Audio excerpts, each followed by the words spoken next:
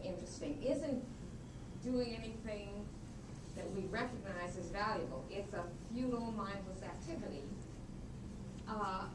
And even if he gets a drug that makes him not mind it, it's still a futile, mindless activity. When we change the story, we say, actually, maybe he's doing this, maybe for him it's an offering or a basis for contemplation, or if you add to the story, I don't want to say, well, it's still meaningless. I want to say, oh, that's a difference. That's different. That might actually be what it takes to change things. There are all kinds of interpretations. They're not just interpretations like there's, for which there isn't a fact of the matter. I mean, he may be doing one thing or he may be doing something else. All we can see is that he's rolling the stone up the hill, and that he doesn't seem to mind it. But in order to find out whether there's anything... So, you can always watch the rest of that. You can watch it more than once. It's free if you have the internet. So that's kind of cool. Okay. So I was thinking of the concern I have for kind of the transition from mammals that we don't worry about, like bats, that Thomas Nagel talks about. And the reason he's talking about it is because of his concern about the nature of consciousness. Right? So we think of animals as conscious because they respond to their environment. But at some point, we become self-conscious. And what is exactly the difference between something that's conscious and something that's self-conscious? What makes that difference happen? Easy question, right? Nagel brings up the en soi and the pour soi. You remember that line? Did you know anybody knew what that was? It's kind of interesting, especially in an intro text. If you haven't read philosophy before, it's kind of an odd thing to just throw in. I don't know why Stan Baronet picked the articles he did for this text. But the en soi is French, so it's Jean-Paul Sartre that he's referring to. The en soi is the French concept of the in itself. Soi is self, right? En soi. And the pour soi is the for itself. So that takes us back to Hegel, who gives us that initially in German, the an sich and the für sich, right? Same thing. And what Hegel's talking about, and this is in a famous text in his Phenomenology of Mind, the phenomenon, studying the phenomena of mind. And what he literally comes up with is this concept of the self-conscious as being aware of yourself. And what is required for that? Well, he doesn't think that say, a toddler has that yet.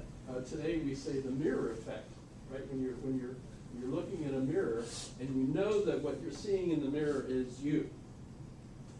You are now self-aware, right? That's a remarkable leap for a conscious being, right? So there are conscious beings that can look at the mirror, typically parakeets, cats, dogs. You have a dog that looks in the mirror and knows that it's the dog that's, yes. So that's kind of an interesting dog. When he was a puppy. So that's pretty cool. Yeah, it took a while. Because usually kids don't recognize that, right? Until they get to a certain age. Monkeys, like, oh, they at a certain point they can see themselves. They know it's them, right? But parrots can also. So I think there's like a difference between parrots and parakeets. Parakeets like splatter the mirror constantly with food because they're feeding that friend that's over there, right? If you've ever had a parakeet. But parrots don't do that. Parrots know that that's them in the mirror, and they don't try to feed their buddy, right? Because they know, that's dumb. That's me, right? parents are smart that way. I did have one for a couple of years, Pico. It was a monk parent. Right, are you familiar with them at all? It's got the hood, the gray, little gray chunky bird. It was a good friend, actually. Had more than 50 words, clearly meant what it said. That was amazing. In any case, so the mirror effect.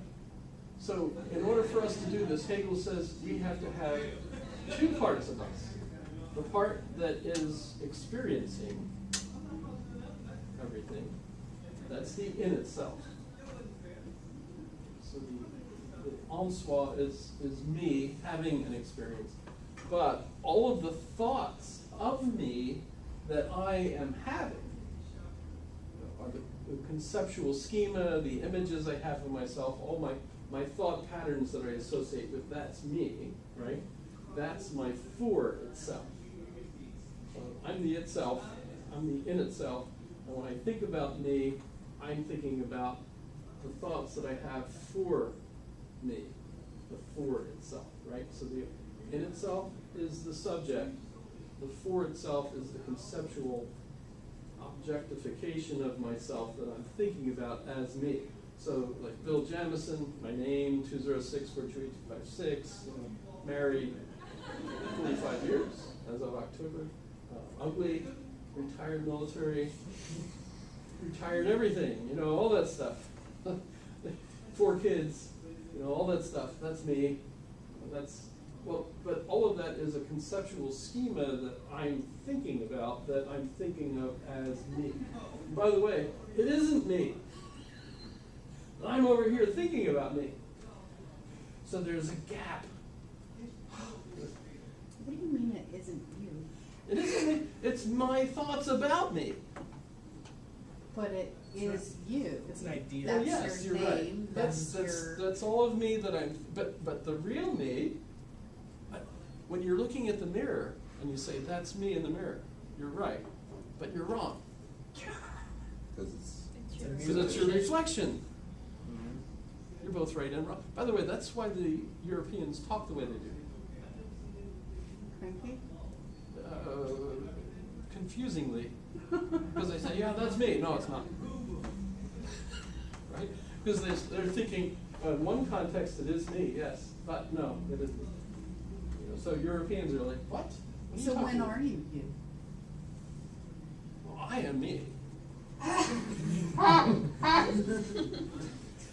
I'm not confused about that.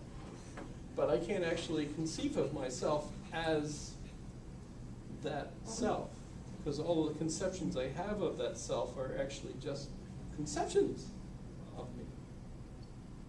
He might think he's great, but then he's horrible, you know? Yeah. Like Slavoj Žižek. Yeah. He thinks he's great, but he's horrible. He's the most dangerous philosopher in the world right now, according to himself. He's hilarious. No, but have you not ever put yourself into this quandary before? You know, it gets worse, actually, because there is no persistent self that you think. Because you think of yourself as a self, you feel like you're the same self that you've always been. Changing. Yeah, you are changing, but so in a sense, you aren't the same person. But if you don't pay your taxes, the government will say, yes, you are. Right? By the way, this is actually a cultural issue too, because there are cultures that think of you as being a different self depending on your role, which can be different. So I can be a hunter. While I'm a hunter, I'm not necessarily the father. While I'm the father, I might not be the husband. I might, you know, so I've got all these different roles. And if I'm the drinker, I'm none of those. So if while I'm drinking I do crazy things, don't blame the hunter for. And in fact, wives will go to defend their husband. You know, they come to trial, and here's the drunk guy that beat you up. No, that's my husband. The drunk guy that beat me up was the guy that was there at the bar. Well, but he was, no, that's a different guy. See, this is my loving husband. That happens, right? That's a culture. No, so it's a frequent issue for the court system where the spouse will come and not continue to support the charges against the husband because that's not the drunk that beat me up. So they release him, they go out and celebrate, get drunk, and he beats her up again. Happens again and again and again, but it's the same thing happens because it seems there are cultures that think of you as the role that you're playing at the moment, and that there is no persistent self that is the same person that so has the social security number, owns the property, owns the car, has a driver's license. I mean, Western society imposes that persistent self-conceptual scheme on us, and you have to live accordingly if you want to live in the community, because you have to have all those things, right? But that's clearly been one of the big problems with kind of the superimposition of the Western society on rural communities that didn't have those traditions. Really a problem. So you have to be linguistic by this definition of self-consciousness. You have to have a conceptual set of ideas of who you are, and you also have to have time to think about it, but you also have to have roles that you think of as yourself. Now, a lot of people don't think about the meaning of life, but have meaningful lives because there are authorities that tell them what a meaningful life is, and you're living it. So, right? Right? We call them sheeple. Interesting. What's it mean when you take two words and you blend them together to get that's a word for that. Portmanteau. Oh, portmanteau. Portmanteau, thank you. I know that, but I can't remember. That's it, it's interesting. I'm here for it. Yeah, thank you. So yeah, sheeple, right? They're sheep, but they're people, right? So the authority tells them, you're the children of God, or whatever, right? Wait a minute, my dad is that guy. No, you can't argue with the priest. The priest tells you who, et cetera, right? And so they basically define life for you, and that's actually the way most people live until the Enlightenment, when all these problems started to come up because there was a revolt against the priesthood class, right?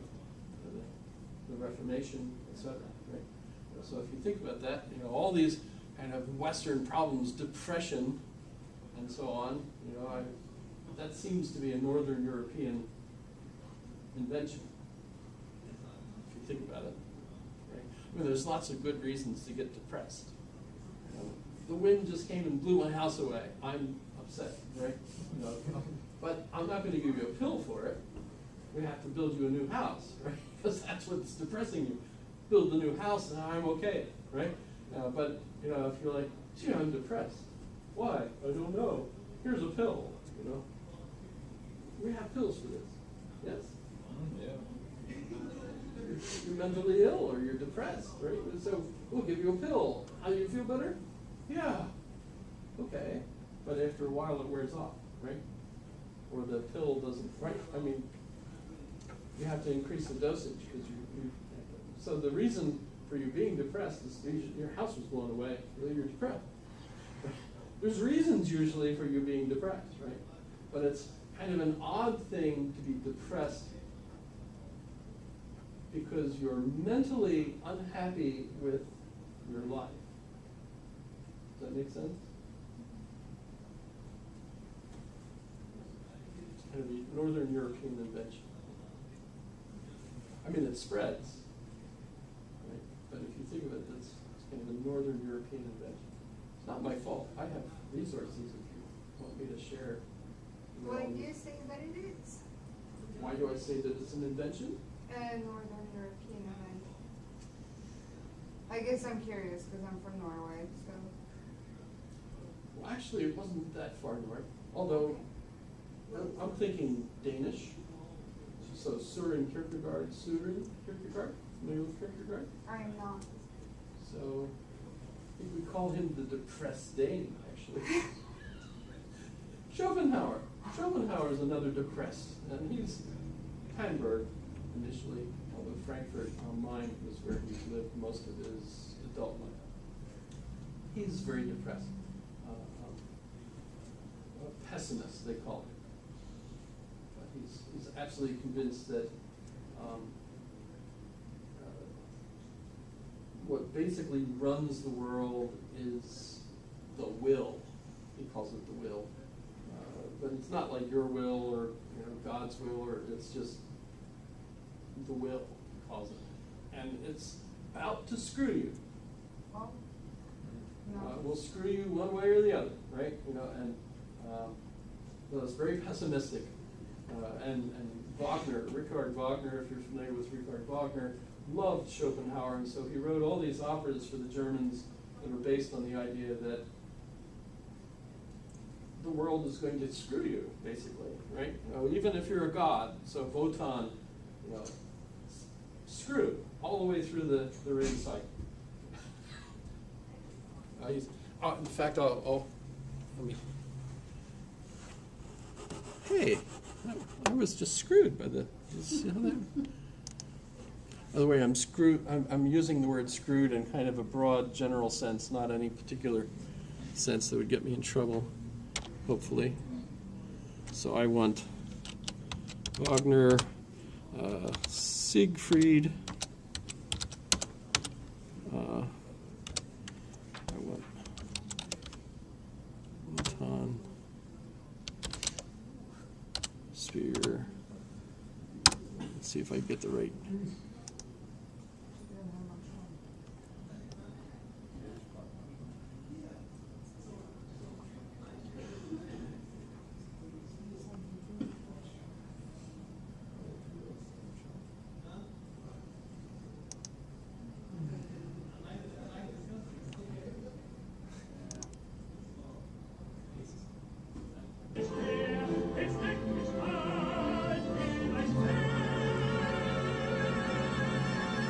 Wotan has the spear, and his son, the grandson, broke it.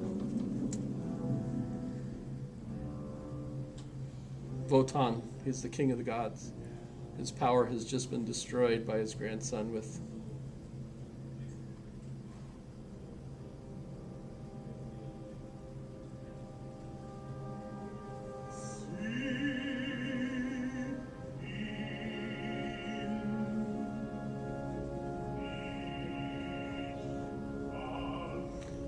I can't stop him.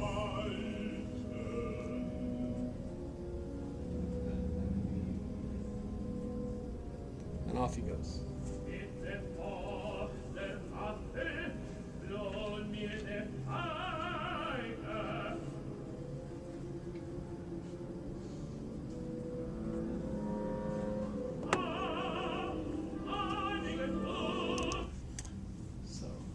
So Wagner wrote that. And throughout the whole opera, there's 4 operas. This is the 3rd one. Because Siegfried's going to be screwed too, right? He just screwed Grandpa, but now he's going to be screwed when things happen. Fit will hit the shine, right? So that's the way life is. Everybody gets it in the end. It's pessimistic, depressing. Actually, Schopenhauer blames it on the Buddhists.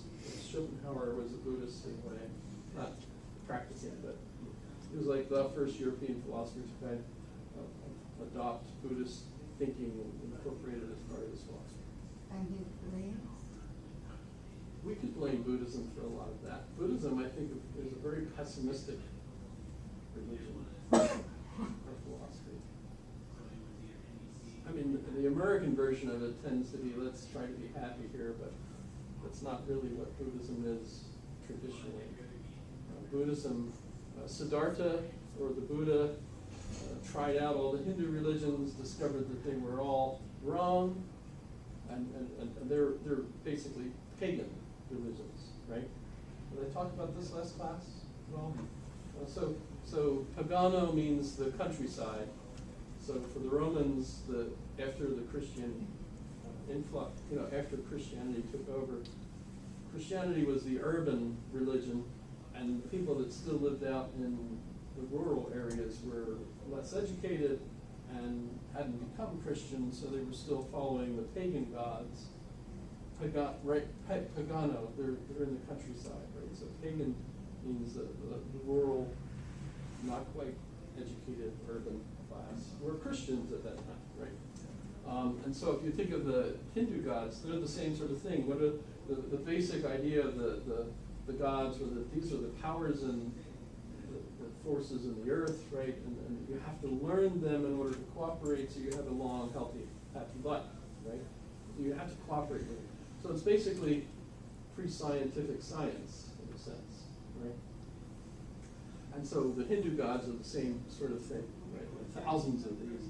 The more you learn about them locally, the better off you will be, etc. But it's not really very scientific. The priesthood class have maybe 1,000 years of traditions, and they probably are very helpful in some ways. But nonetheless, Siddhartha discovers that they're not really the answer. And so he ends up sitting under the Bodha tree, and having an enlightened experience, right? And he realizes that true enlightenment means giving up attachments, right? So that you end up then with the Eightfold Path is what it becomes, right?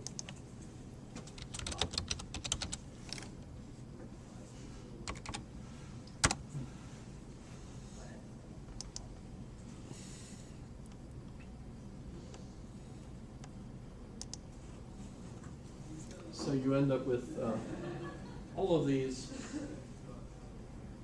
ways of living that enable you to cease being attached to the physical world, because the world is going to screw you, basically, right? How do you get out of it? By not being attached to all of these things, right?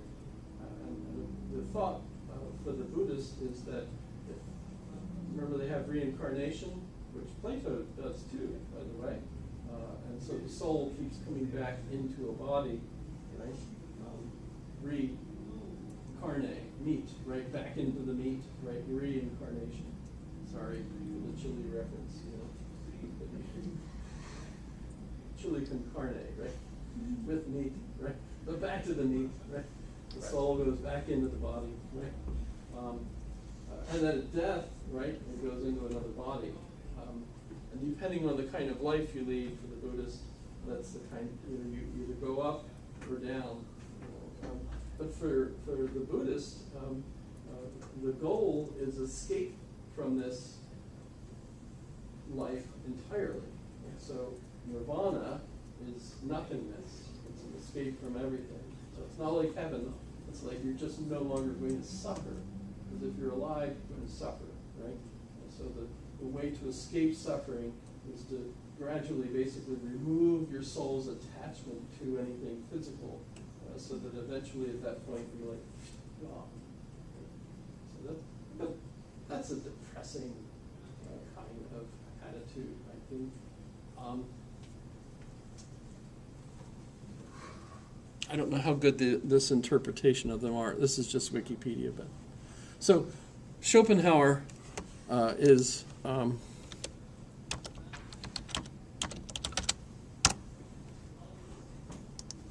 look how depressing he is. That's the way he was born. No. I'm just kidding about that. I just read a biography of Schopenhauer this summer by Rudiger Safransky, and it was really, really good because I've always hated Schopenhauer, and as I was reading the book, I realized that his mother hated him too for the same reasons I did. So I really felt very satisfied. Oh, your mom hated you too. Yes.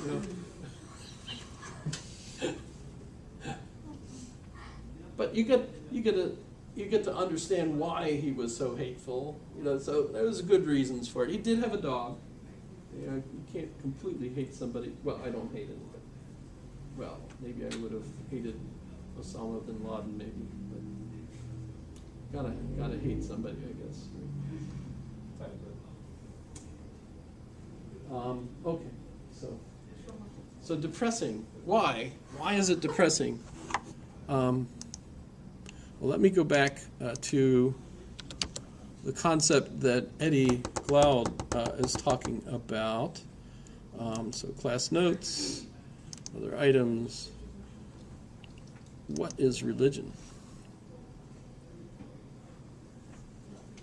So, did I show you this last class? Yes? I don't remember what so, I define religion in a very broad sense, more of a kind of a sociological sense. And I think when I ask people what do they mean by religion, and they give me a definition, usually they're defining it very precisely with regard to the religion that they believe. So, for example, a lot of people say being religious means, believing in God. Well, but if we think of Buddhism as a religion, and Buddha doesn't believe in a God, then Buddhism isn't a religion by that definition, so that doesn't work. Taoism doesn't have a religion in that sense, because they don't believe in a God. Right? Really, when you get right down to it, even the pagan gods are not gods in that clear sense. Their gods are too small, as the one book says. So the main religions of the book are the ones that are monotheistic. So God is all powerful. Right? Because if you were here last class when we were talking about this a little bit, a couple of us were still here, and we talked about the definition of God as that than which nothing greater can be thought. So in that sense, you can only have one. You can't have competitive gods. So if God is that than which nothing greater can be thought, there can only be one. The Christian religion, of course, has always gotten into trouble on that because of the Trinity. Right? So unless you're a Christian and believe in a Unitarian point of view, which there are some, then you have other issues, of course. But the Trinity is usually depicted as a triangle because it's one unitary thing, but it has three sides, right? So God the Father, God the Son, God the Holy Ghost, for example.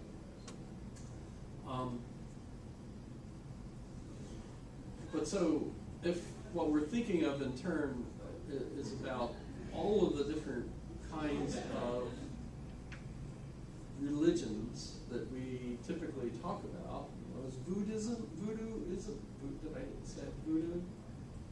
Is a religion? Yes? Anybody think of voodoo cults as religious?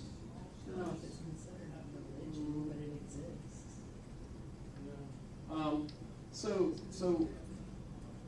To me, what makes, and by the way, I'm of course plagiarizing. Remember our talk about plagiarism. I'm plagiarizing several people here. I do have links to their works in this. But so I like the conception of religion as belief in a narrative,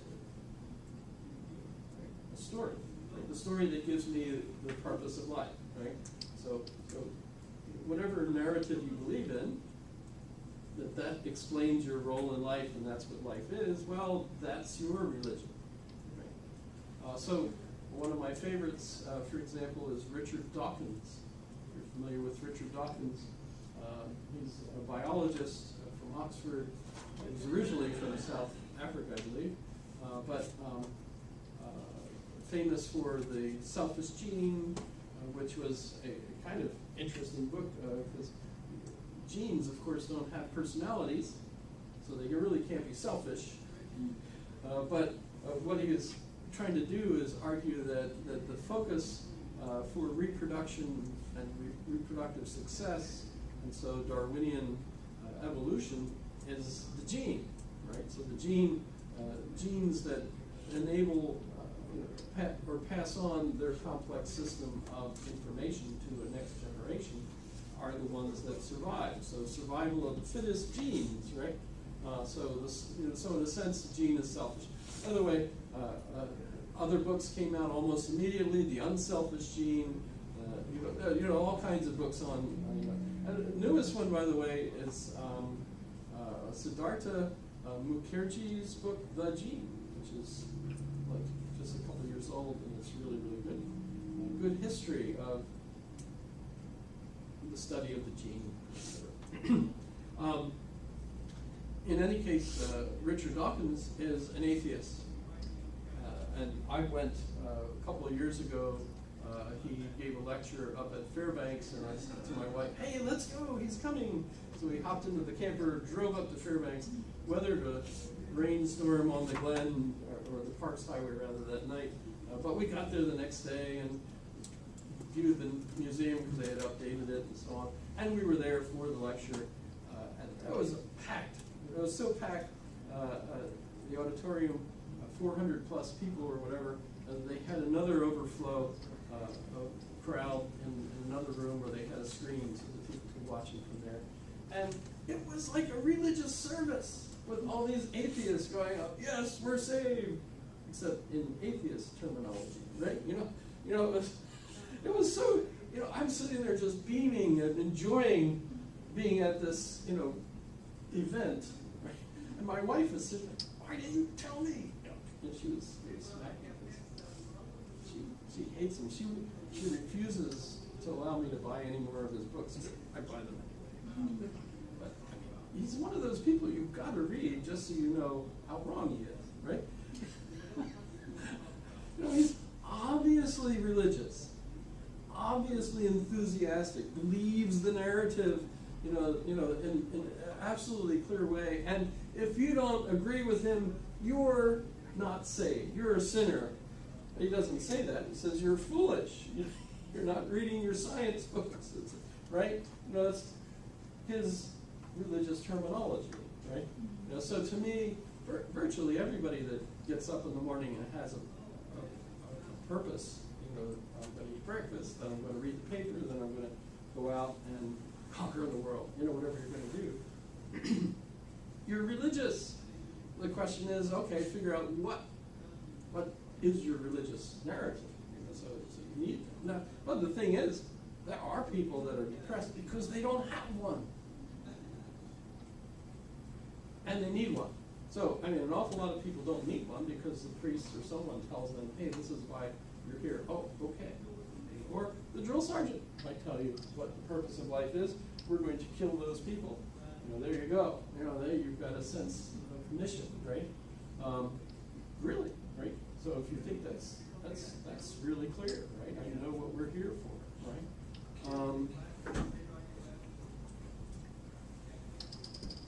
So my definition is that as long as you believe in a narrative, and in fact we would refer to it as a meta-narrative because you actually have lots of narratives in your life, right? You have a narrative about how to be a good dad. This is what a good dad does, right? How to be a good mother, right? This is what a good mother does. How to be a good father. I said that. How to be a good citizen, right? How to be a good customer. You don't go into the store and call people names. How come you don't have such and such? Our microwave destroyed itself. Every once in a while that happens, right? It went over the stove. Started cooking. I unplugged it, and it cooled off. Don't turn this on ever again. So we went to Best Buy, found one that was, had been a floor model, so it was half off. So we got that one. And we ordered it, and it's supposed to have been delivered today, Friday, the 8th, right? So I got my confirming email. Yes, it's going to be delivered the 8th. Great, okay. Then a couple days later, I got an email. Okay, it's been confirmed. It's now coming the 15th. I went, what? Why is it coming on the 15th? So I emailed them back, and it's like, don't reply to that message. Okay. So I called them, and you get on the line, and it's like, oh, and press 1. Okay. So you got 1, 2, or 3. oh, I don't want either of those. I want to talk to a person about my, you know. So finally I did actually get a person in appliances. And he said, oh yes, I've got your, you know, I gave him the order number. He said, yes, your microwave was supposed to be delivered on Friday, but then Martinez called and asked to have it delayed a week. I said, well, who's Martinez? I'm not Martinez. Some guy named Martinez called up and asked to have his microwave delivered a week later. And so they changed mine instead of his. His was delivered today. So I'm, you know, I said to them, you better figure out who this, you know, Martinez is, because he's expecting not to get it until next week. And meanwhile, of course, I didn't get it today because Martinez changed it on me. Fortunately, they were able to reschedule it, and it's supposed to come tomorrow. So cool. As long as it's okay with Martina. Well, I don't know who Martinez is. I can't even, you know, I'm thinking his when he read his order number, he gave my order number by mistake. You know, so I don't know how else would that happen. But so I was very friendly, and the guy was, I'm glad you're very cool about this. Well, that's because my narrative of how I deal with a person in a store is like not to be an asshole, right? Right? Right? If you think about it, you know, and you know, I think that's an important thing, you know, because they wouldn't, you know, like that if I did that. And in fact, I think the fact that I managed by being nice about it, I at least got it back for tomorrow instead of a whole week. Because, you know, we can't warm up our coffee right now. You know, that's really bad. We're dependent on coffee. Yeah, I keep using, yeah, I keep taking the, oh yeah, that's right.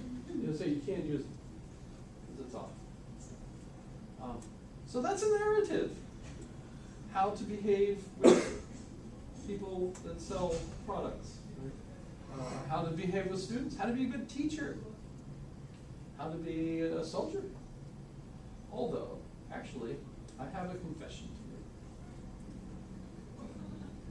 I've just been pretending to be a teacher. I'm not really a teacher. Like you're not really you. Exactly. Exactly. There's the problem. You're right on track. You know exactly where it goes. Fake it till you make it. I'm faking it. I'm faking it. And they're paying you for it. I really want, you know, when the drill sergeant was looking at us, you know, all lined up. Recruit, you're lower than well shit at the bottom of an ocean. Right? You know, I'm looking at the face and I'm saying, don't laugh. Don't laugh. This is hilarious, but don't laugh, because that's not the way I'm supposed to behave in this particular moment. Look at some of the other guys. The other guys are, oh my mommy. Big guy. Oh my God. This guy is destroying these people. Right?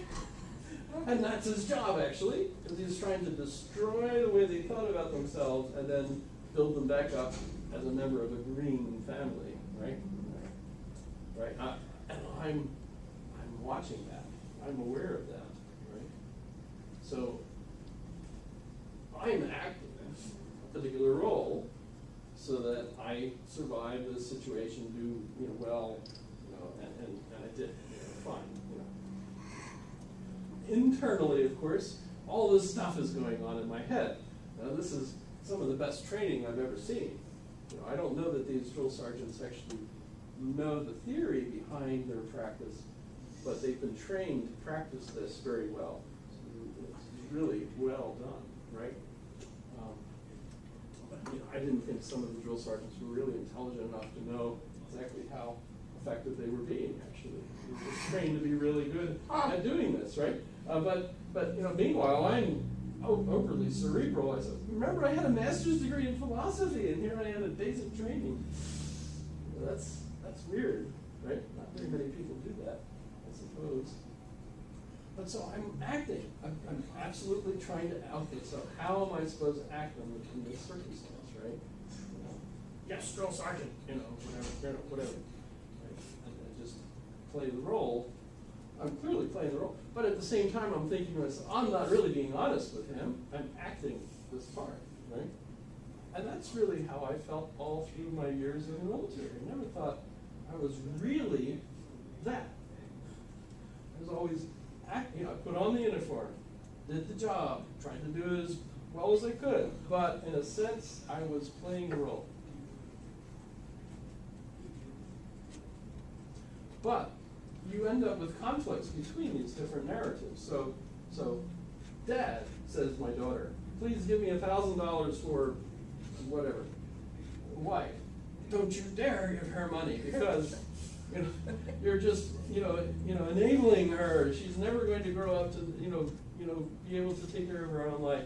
And so you've got this narrative conflict between your wife saying never and your daughter, and of course, so you give your daughter $1,000. That's how that works, right? And of course, your wife gets mad at you, but what is she going to do? She's been married to me for 45 years. She's not going to run away. But this kid needs help. The bill collectors are going to take away her, whatever she needed in life. Whatever, right? It's a different environment. When I was a kid, I had already left school by the time I was even close to her age, or left home. Never went back, right? But that's not the way young people. Things change. My wife, when we were her age, we already were out and doing this, that, and the other thing. You can't even think about doing that kind of stuff. She works 3 jobs.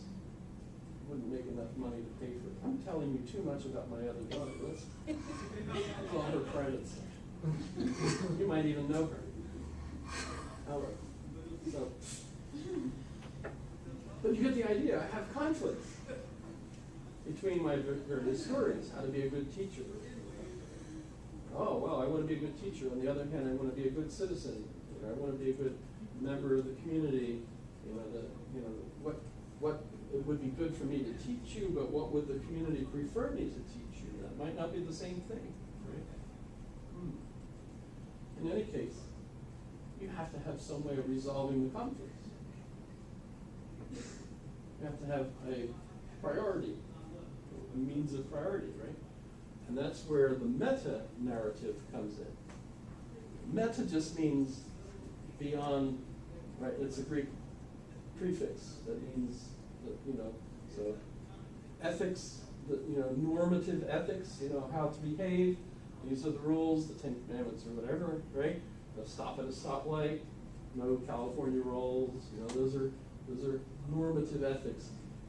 But meta-ethics is where you talk about why the different ethical systems that conflict with one another, why they work, right? So meta-ethical theory talks about, should we be a utilitarian? Should we be, in fact, if we think about Thomas Nagel, and if you watched Thomas Nagel's video that I linked you to, he's talking primarily about a conflict between the deontologist, which says that your conception of the good is based on some sort of intuitive sense that you have, that this is the good thing to do, right? And a utilitarian, on the other hand, is the individual that feels like what's going to bring the greatest happiness to the greatest number, right? So if we break the narratives down this way, we could say, I usually say there are 4. So we have deontology, and Kant is usually an example that we put there for that. And then we have utility, or utilitarianism.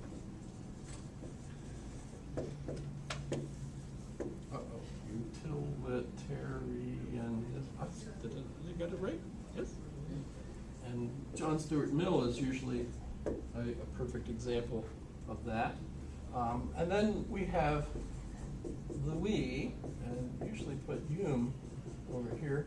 Another, we call this communitarianism.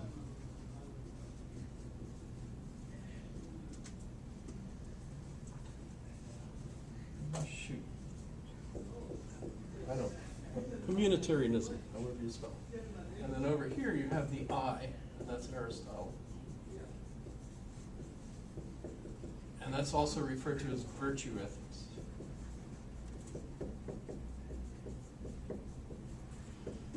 Ethics in Greek is character. So for Aristotle, what you're trying to do is create a good character. You're trying to grow up to be a good self, right? And so the focus is on fulfillment as a self, an I, for Aristotle. So Kant tells us we absolutely know things for sure. So if I'm in a situation where I have to make a moral decision, I know what the morally right thing to do is. For Kant, my big problem is doing it. There might be a lot of hesitancy on my part. I don't want to risk my life, or I don't want to give up my. So if somebody's starving, I might feel like, oh, I should give them food. I have plenty, but see, I don't want to give up my food because I'm going to go eat it. I'm hungry too. Obviously, I don't need it. That person might need it. On the other hand, I might explain to myself, well, they don't really want food. They want me to give them money so they can go drink or something, right? So I might have trouble doing what I think is the morally right thing to do, right? Avert my eyes so that I don't even notice them. What do you do in that situation, right? Utilitarianism, on the other hand, says that it's the greatest good for the greatest number, and so we have to figure out what will be good for the community at large. So it might not be, so don't feed these people. That just makes more of them come and stand at the corners. Could even have accidents as people stop, right? So in Anchorage, the rule is that they're allowed to beg on corners, but you are not allowed to pull over your car and give them money, right? You know that you could get ticketed for that, right? So that was the way our community decided to try to handle that, not to make it illegal for you to panhandle, or even camp by the side of the road and stuff like that, I guess. I don't know what rules we actually have on that, but you're not allowed to stop your car in traffic to give them money, because you could get a ticket. Although I've never seen anyone get a ticket for doing it. Well, it makes sense. I mean, you can't just stop traffic because you want to give someone money, maybe. Plus, like if you're in the middle lane, by the Sears, they're in the middle lane and the guy runs across, with the cup or something, and you think, that's going to cause an accident. Probably does. Plus, if you're enabling a person who's basically just drinking with that money, are they stuck in Anchorage because they can't get back home? If that's the reason they're here, but while they're here, they just keep drinking with their groups, etc. Then they're never going to get home, etc. Then you're actually making the situation worse by helping them get more money for alcohol, right? Our big issue over having really a complex to help the needy in one area of town, right? That ends up meaning that they all hang out there, right? So that's like the part in town where all these folks end up gathering, right? It ruins that neighborhood as far as the neighbors are concerned, but guess what? They're at the bottom of the pole. Most of the people that live there don't have that much money, so the community is kind of evolved in such a way so that becomes the place where these people have, the St. Francis Shelter, and the Beans Cafe, things of that sort. Right? So you're thinking, well, what's the best solution to all of this for the whole community? Right? Well, that's pretty much a utilitarian solution to it. Right? That's pretty much how that grew. And you might think, well, you're mistreating this particular individual, or this individual, or this individual, or this community, but the greater good for the greater number. So you're looking at all the neighborhoods. So, right? So that's kind of a utilitarian approach. Whereas Kant would have argued, intuitively, you can never use a person as a means to an end, but only as an end in themselves, right? So you can't use somebody. That's literally how we would say that. So Thomas Nagel, but he gets into this and points out that all of the principles that a utilitarian uses to gauge the best interest of the community actually turn out to be deontological principles. So he refers to them as rule utilitarianism. And the rules are essentially your deontological intuitions. So that's kind of. Did you see that? Did anybody read or watch the video? Find the videos accessible? I know we're still just getting started in the course, but I did select videos pretty much for most of the text as we go. This was a little bit harder to follow. Yes, it was a real sleeper, wasn't it? Sorry about that. I try to avoid that, but that was the one I picked, and I had already put it there, and I thought, oh crap, oh well, but who's going to watch it? We'll see. Thanks for doing that. Thanks for doing that.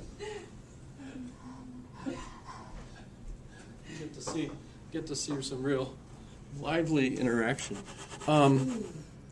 But if we go back and we think, I'll liven it up with a little bit. He's talking about a bat, and I'm trying to think, how did we get into this bat stuff? Bats are cute, actually. Do you like bats? Have you ever had a pet bat? No. Probably not the best pets. Can't really play with them. I have seen some really cute, adorable bats on YouTube videos, like the one that's like wrapped in a little blanket and the guy's taking care of it. It's all cute. Those are typically like rescue shelters and things like that. They're not like pets. True. Isn't their poop poison? Guano? It's a good fertilizer. Some people harvest it in caves for their farms and stuff. They're like breathing it in. Oh, well, yeah, if you're in any situation where you're not getting fresh air, that's probably not good for you. I was in the caves in Texas, right, where one of the... Carlsbad cave? Carlsbad, yeah. That's New Mexico. Oh, that's New Mexico, oh, yeah. Well, I was in those two. I forget which ones.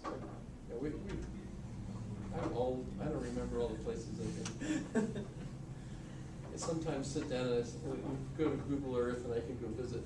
So, oh yeah, I remember that house. I remember this place. This golf course. I remember those. I can't remember hole by hole for some reason. That's fun. But bats. When we think about bats, I don't know why. Are you familiar with these bats? Let me see if I can.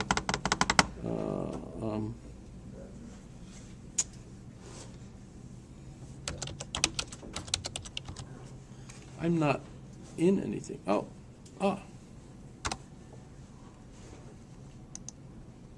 This is actually not a. Le film a gagné 45. Shoot. L'ancêtre de Céline. How about this one?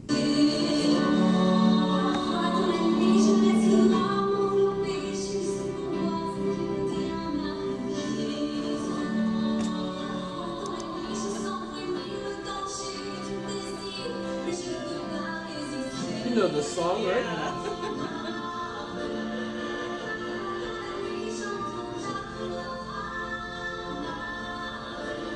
So here, I think he's the most famous bat in Europe.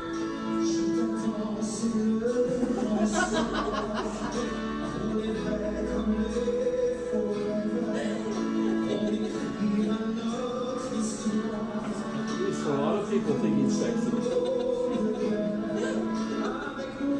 She's ready to give up her life for him. That is pretty sexy.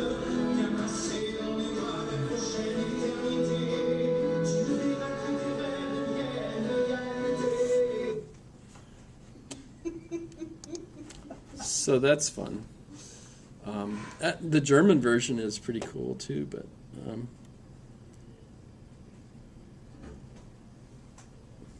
these are all the same.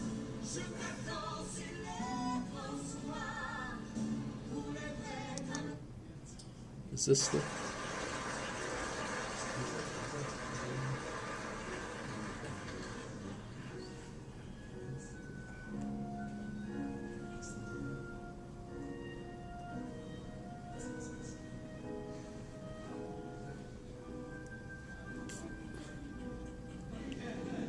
Oh, wow. So that was just to wake us up. That's was never an English opera, though, was it? I mean, the song. What was the name of the song in English? Total Eclipse of the Heart. Total Eclipse of the Heart. Yeah, I don't think they ever made a musical in English or an opera in English, but it became like a major hit in Europe. I found it in French, in German, in Russian. Although in Norway, it was done in German, so I don't think they actually did it in Norwegian. If you want to laugh, look up the literal version on YouTube. It's really fun. Is this clean? I believe it. So it's It's been a few years since I watched this. I don't remember. Do you have the link Yeah. in English? You mean? Yes. It's called the literal version. It's really fun. Uh-oh, that could be bad. So, Total Eclipse of the Heart literal version. You'll find it. oh, that was top one. It's pretty fun.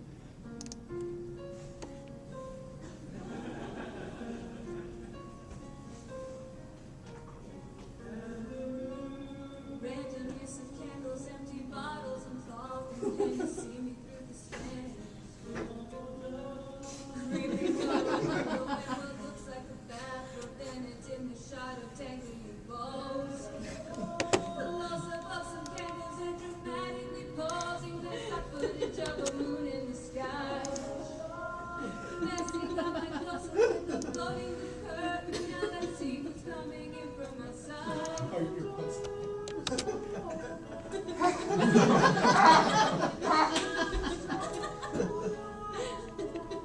Guess I should be acting, but I'm not. Wonder from the hall, the doors that magically open and the Good idea. Thanks for that. Wonderful. More funny than my weird.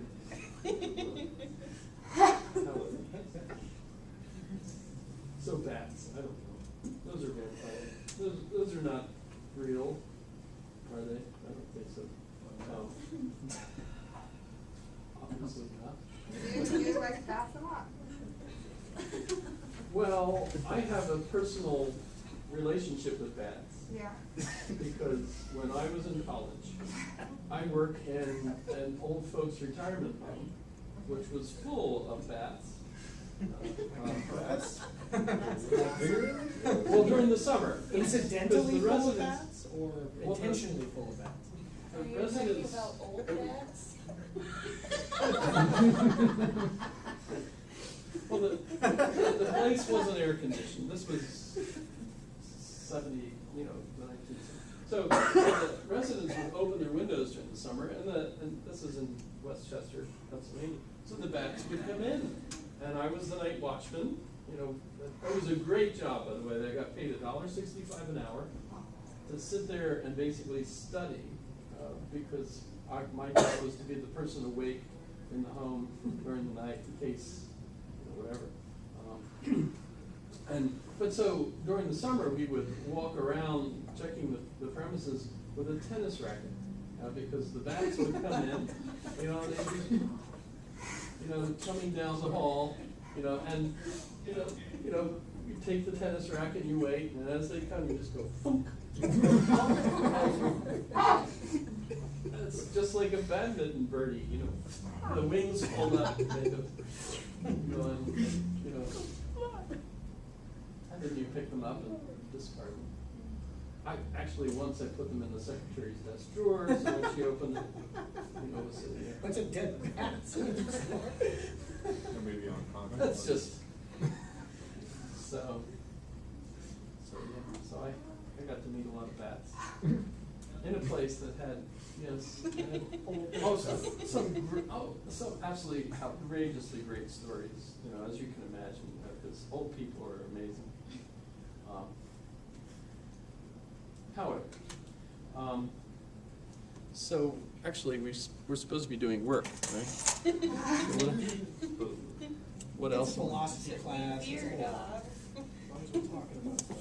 So let me, okay, so I'll look at the text on Susan Wolf first. Let me make sure, I don't think I even made notes in that. I just kind of went ahead. But big issue, I think, was Eddie Glaude's concern about religion, and I would argue that everybody needs a religion. And her critique at the very beginning of the article, if you recall, was that no one worries about the meaning of life anymore because we don't believe in God. Whereas if you believe in God, then, it's still a live issue. Although she refers to Thomas Nagel's argument in the article The Absurd, where even if you do believe in God, God might have a purpose for things, but that doesn't necessarily make life meaningful for you. So that's kind of interesting.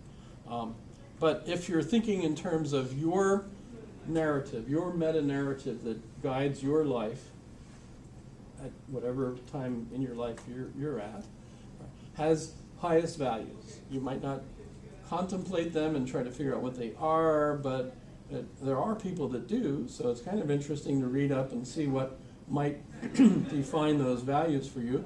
And the highest of those values is essentially defined as God. And so in a sense, the number system doesn't work, really, unless you have a highest number. If you think of it, I mean, because if I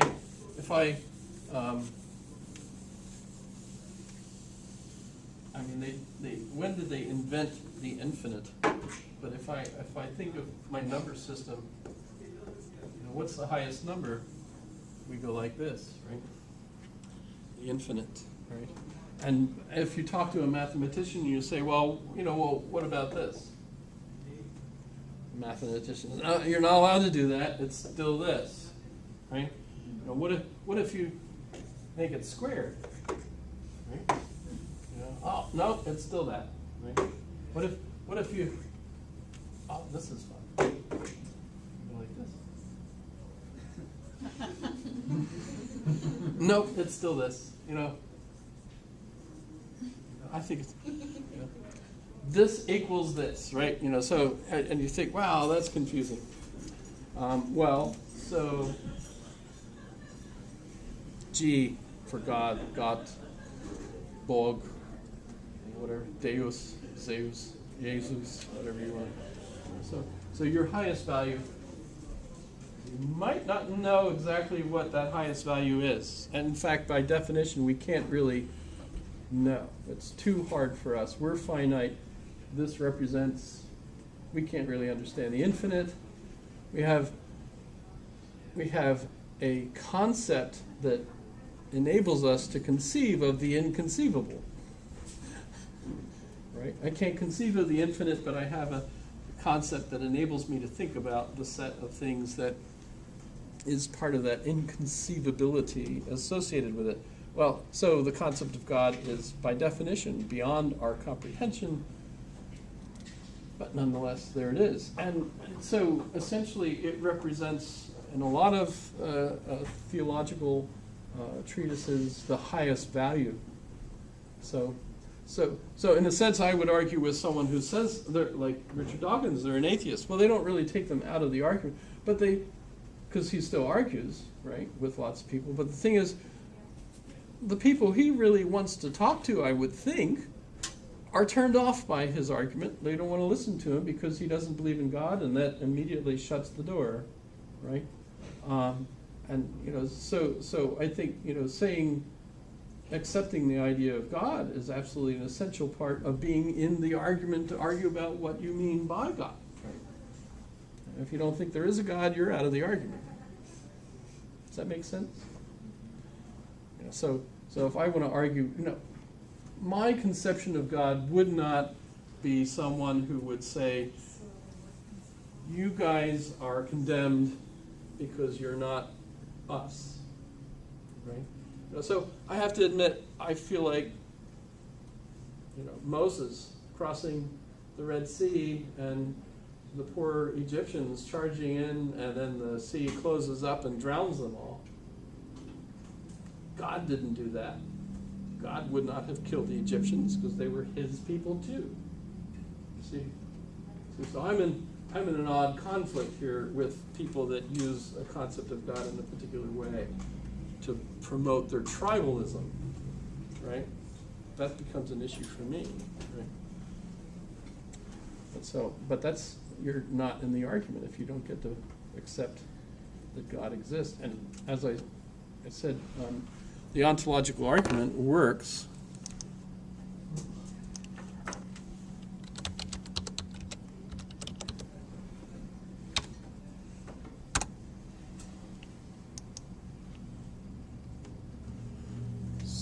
and we have that in the text, and that's one of the things we'll be discussing when we do Anselm. Talk about that. It's actually a mathematical argument. God, by definition, is that than which nothing greater can be thought. So therefore, by definition, God must exist, which is why the scholastics always refer to God as a necessary being. If anything exists, it must be the case that God exists. So, even Descartes, by the way, when Descartes goes cogito ergo sum, now he's stuck. And so the next step for him is to think, aha, and I have a conception of an all-powerful God. And it must have come from God. It couldn't have come from me. Only God could have created that idea in me, and so therefore God must exist. So that's his next step, actually, even though he only goes on to argue for the existence of mathematics after that. But that's Descartes. Okay, so that's enough, I guess, of Susan Wolf, unless you have interests, questions, things. A lot of her work is on feminism. But Thomas Nagel, let me go look at him. He's the one where I have Descartes listed. So he says there's something like it to be an organism, and he begins talking about having a self-consciousness. And he talks about the mind-body problem. And that's kind of a key when we think of the mind-body problem. We're not thinking of Plato and the concept of the soul, or the Middle Ages, and they think of the soul. But what happens in the Enlightenment, the modern period, is that they shift the concept of soul to mind. The question now becomes mind instead of soul, right? And you might say, okay, well, we have a brain. What's the difference between your brain and your mind?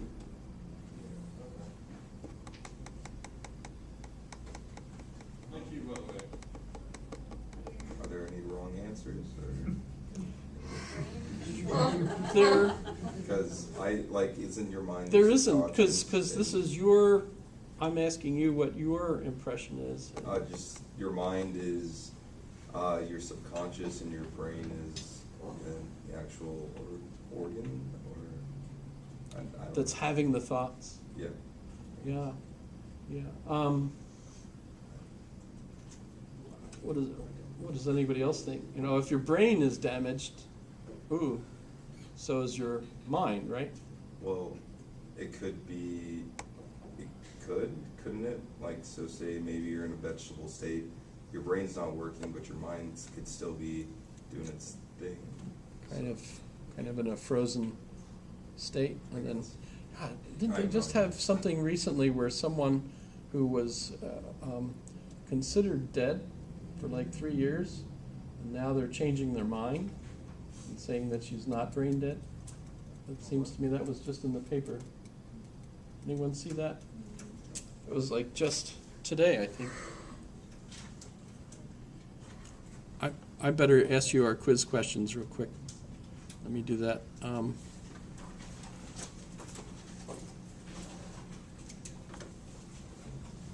Because we're almost done, right? So let me ask the quiz questions for today. So the second one, which I haven't explained at all, but I'll have to start next class explaining it, is does the Earth go around the sun, or does the sun go around the Earth?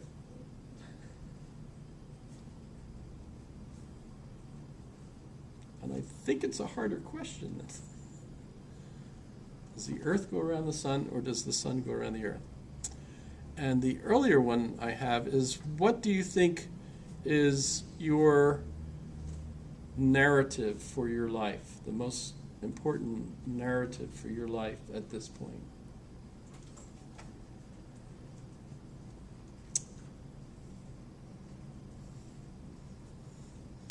But we'll have to pick up next week. How did I do with the camera this time? Ah, it's still going, so that's pretty good. So do you expect us to expound greatly on that first question? Because it seems pretty, like, I choose one of those and then I'm done. But this is a philosophy class, so I'm guessing you want more than those.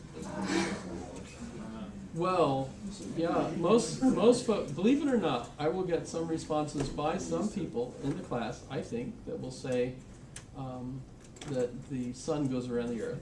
Okay. There will be others that will say, of course, the Earth goes around the sun. But my first, and I would have, that's what I learned too as a kid, but when I come to realize is both are true. They're two different models, although you have to correct the model. It's not obviously the Ptolemaic model, but the Tychonic model works.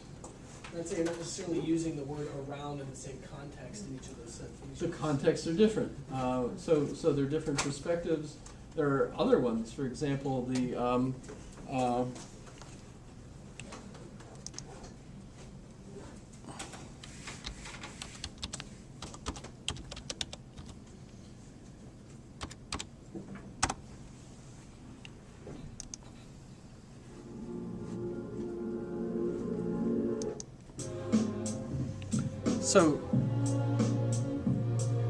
So when you think that the sun is going around the galactic center, you realize that none of the planets are going in orbits around the sun. They're traveling along with the sun.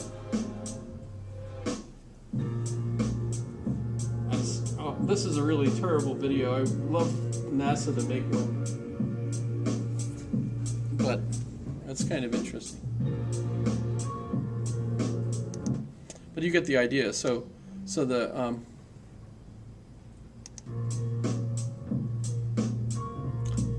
it's pretty obvious that the planets are not just stationary. You know, the sun isn't stationary and everything just going around it. Everything is traveling in an orbit around the galactic center, 250 million year orbit, and so of course the stars change as we go. We're actually heading towards Orion. Right, there's all kinds of stuff out there. The reason we just celebrated Voyager's 20, how many years has it been out there? Voyager 1, Voyager 2. Right, we sent them out in the direction that the sun is going to see could we get out that way, and what's out there past the point where the sun protects us, right? And they went through, and so it wasn't a barrier. You know, they thought it would be it might be a barrier, but they went through, and they're still right. They're sending pictures back occasionally. I don't remember how often, but right. So Voyager 1 and 2, I especially remember it. Voyager needs the information thanks to the first star. That was Voyager 6, though. That was Voyager 6? Which doesn't actually exist. Oh, okay. But it was Voyager 6. Sorry. That's cool. Thanks for doing that. You should send me notes. Big Star Trek nerd. Yeah. But if you want, like in the movie, when he wipes the panel off, you can see it says Voyager 6.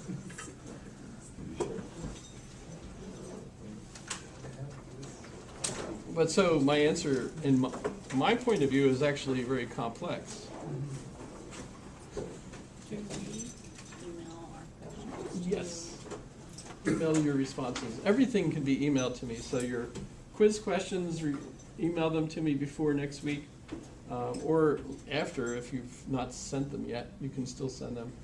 I do the grading for those by just pulling up all of your emails to me from the semester at the end of the semester, and I weigh them to see how heavy. Yes. How long do the responses have to be for those? Oh, good. For the quizzes, it's up to you. Okay. For the essays for the test, it's 300 words per essay for the each of the three questions. And for the term paper, it's 3,000 words. So I'm into the Trinity, I guess. Remember, even though I'm not going to require you to send me more, the more you write, the better it is for you. This is the push-up thing. You know, the more push-ups you do, the better your muscles get, I suppose. I know I haven't done a push-up in 3 centuries or something. I'll get back to that. So yeah, speaking is good. Thanks for speaking in class. That's great. Yeah, you could actually, I should set it up so that you could actually email me if you feel like emailing me something or like sending me a link. You know, you could Facebook me too. I just friended you on Facebook, so I can do that in the future. Cool. Yeah, what's hilarious is I've been using Facebook Spaces. Have you ever used I that? don't know what you're talking about. Facebook Spaces. It's look it up. It's so this is me in Facebook Spaces. Oh, that's right. You were showing us the weird. Sorry, the light is too bright. But I'm just going to respond to. for some reason you're not you're using Avatar in Facebook Moving Spaces. to online for the online masters and what that might be But like. one neat thing is I can pick the background. And so I thought I'd use an online response that might be the kind of thing that some of the TAs that they mentioned in that program I gave a could crown. eventually use in order to respond to students. Pardon? Little crown icon next to your next to your name. There's a little crown. Oh, this over here? Yeah. This is this picture. No. Your name in the video. Oh, next yeah. to your name, there's a little crown. Ah, why? Because you're the king, I guess, right? No. My wife is the king. I guess you're the queen then? That doesn't sound right. Duke. I get crowns too. Well, dude. First dude. Like Sarah Palin's husband. First dude. Sarah Palin, when she was governor. Sarah Palin. She was our governor. You don't know Sarah Palin? No, I do. You do. Nice person. Her husband was first dude while she was. So. Any questions? Oh, did he? In the race, in the Ironman. They're crazy. No, it was after that. It was after that? Those are crazy people. My son's done that too. Rolled a snowmobile over his shoulder, broke it. He's all metal now, my son.